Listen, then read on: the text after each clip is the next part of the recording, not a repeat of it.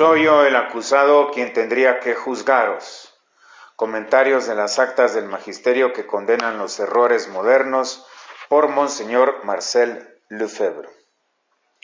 Segunda parte, documentos pontificios sobre el liberalismo. Capítulo 6. Liberalismo y catolicismo. Ahora examinemos el segundo grupo de documentos pontificios que definen qué es el liberalismo en relación con la doctrina de la Iglesia sobre la libertad, doctrina que por ese mismo hecho condena toda especie de liberalismo. Hay un librito que mandé reimprimir que es muy bueno para entender qué es el liberalismo. Se trata del liberalismo y catolicismo, una excelente recopilación de conferencias que dio el padre Roussel entre 1920 y 1926. Son sencillas y tratan este tema de un modo muy detallado, porque el liberalismo es una palabra que cubre muchas cosas, desde los masones y filósofos del siglo XVIII hasta los católicos liberales que fueron condenados por Pío IX y todos los papas. Hay toda una gama, como veremos al estudiar la encíclica Libertas, también del Papa León XIII, que es fundamental, pues muestra bien los diferentes grados y escalas del liberalismo. El objeto de nuestras reflexiones no va a ser el liberalismo tal como lo profesan sus propagadores, masones y protestantes, porque esto ya lo hemos visto claramente al examinar las encíclicas sobre la masonería. A los que tenemos que conocer mejor ahora son a los católicos liberales extendidos por todas partes, porque son portadores de una enfermedad más difícil de diagnosticar. Estamos infectados por las ideas liberales, por esa necesidad que sienten muchos obispos, sacerdotes y fieles católicos que, a menudo por motivos de caridad, apostolado o acercamiento, desearían volver a tomar contacto con los verdaderos liberales y con los verdaderos enemigos de la Iglesia, en lugar de oponerles la verdad.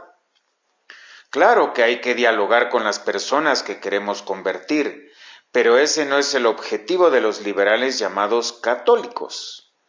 Esos hacen lo que se describe en algunos artículos que pueden consultarse en el Diccionario de Teología Católica, tomo 9, El liberalismo católico. Ahí hay un artículo muy bien hecho, columna 509, y que es muy interesante. Hay un párrafo que muestra cómo se define este liberalismo. Se abren comillas. Los liberales católicos no han dejado de contestar que tienen la misma voluntad de ortodoxia que la de los demás intransigentes y que su única preocupación son los intereses de la Iglesia. La conciliación que buscan no es teórica ni abstracta, sino práctica. Se cierran comillas. Y así hacen una distinción falsa entre lo que llaman tesis e hipótesis. Se abren comillas. No se trata de una conciliación de derecho, sino de hecho. Si sus adversarios los condenan, es porque consideran la tesis, siendo que ellos siempre se sitúan en la hipótesis, es decir, en los hechos. Parten de un principio práctico y de un hecho que para ellos es innegable. Este principio es que la Iglesia no puede ser escuchada en el medio concreto en el que tiene que cumplir su misión divina sin ponerse en armonía con él. Se cierran comillas. El argumento es muy sutil. La Iglesia no puede ser escuchada en el medio en que está sin ponerse en armonía con él. ¿Hasta qué punto? Si se trata de adoptar los errores del medio, ¿a qué viene la Iglesia? Eso ya no es apostolado. La teoría, dicen ellos, es una cosa. Estamos de acuerdo en cuanto a la teoría. La verdad no puede aceptar el error, ni se puede concertar la luz con las tinieblas. Sobre esto estamos de acuerdo, pero dejemos eso de lado. Ahora hablemos de la práctica y del apostolado. ¿Qué hay que hacer? Hay que ponerse en armonía con esa gente, es decir, adoptar su modo de pensar, comprenderlos. Y así se empieza a mezclar el error con la verdad. El catolicismo liberal traiciona a su religión. Los liberales no tienen espíritu escolástico. Santo Tomás nos enseña que hay principios que se deben poner en práctica, de modo que toda práctica, como decía el padre Berto, se reduce a buenos principios tomistas. Los principios, por supuesto, tienen que guiar nuestra acción por medio de la virtud de la prudencia, que nos enseña cómo hay que proceder para ponerlos en práctica. Pero no se puede decir, los principios son algo distinto, no hay que ocuparse de ellos estando en la realidad. Ese exactamente es el caso del liberal que en su casa y en su familia es católico.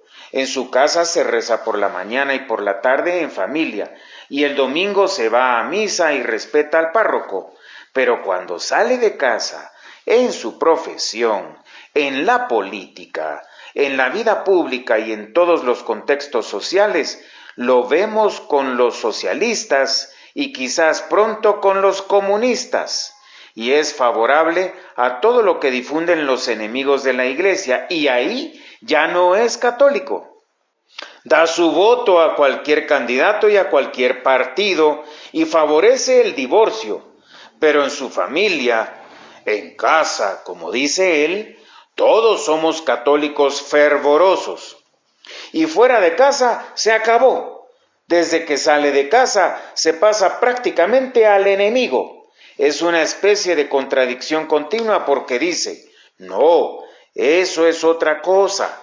Eso es un terreno político que no le concierne al católico. Es otro punto de vista. Yo me sitúo en el punto de vista general. Hay que saber comprender a los demás, hay que trabajar con ellos. Quizás lo dice también por ambición, porque quiere llegar a ser diputado o alcalde, y en ese caso se acaba todo.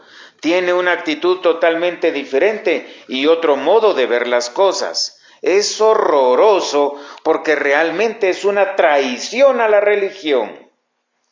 En este libro, Liberalismo y Catolicismo del padre Russell, hay también varias páginas de bibliografía muy interesantes. Por desgracia, esos libros casi no se encuentran más que en librerías de segunda mano o cuando se vende alguna biblioteca. Vaticano II, el triunfo del liberalismo. La Iglesia se muere del liberalismo, de que está impregnada desde que hizo estragos en el concilio. La división entre los cardenales salió a relucir claramente cuando yo era miembro de la Comisión Central Preparatoria del Concilio. Formaban parte de ella 70 cardenales, con unos 20 arzobispos y obispos y 4 superiores de grandes órdenes religiosas. Esta comisión central estaba presidida por el Papa Juan XXIII, que la visitaba con frecuencia. Todos los documentos estaban centralizados. Pues bien, muy rápido apareció la división entre los cardenales. Estaban los liberales y los conservadores, es decir, los cardenales tradicionalistas.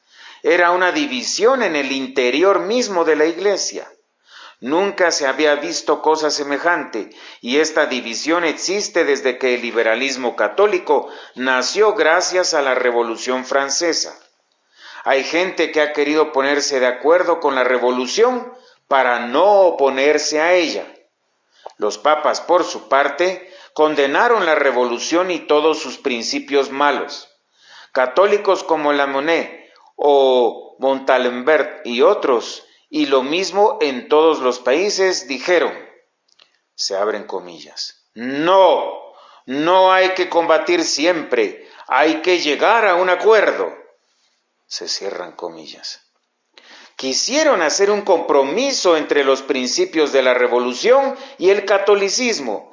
En el fondo quisieron casar a la Iglesia con la revolución, y de ahí viene la división que apareció en la Iglesia entre los que seguían oponiéndose a esos principios y los que querían que hubiese una adaptación.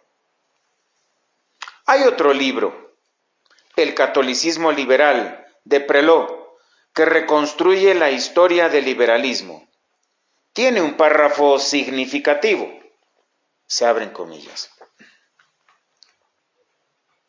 Finalmente, el liberalismo ha triunfado en el Concilio Vaticano II, después de un siglo y medio de lucha y condenaciones, dice bien, condenaciones de parte de Roma.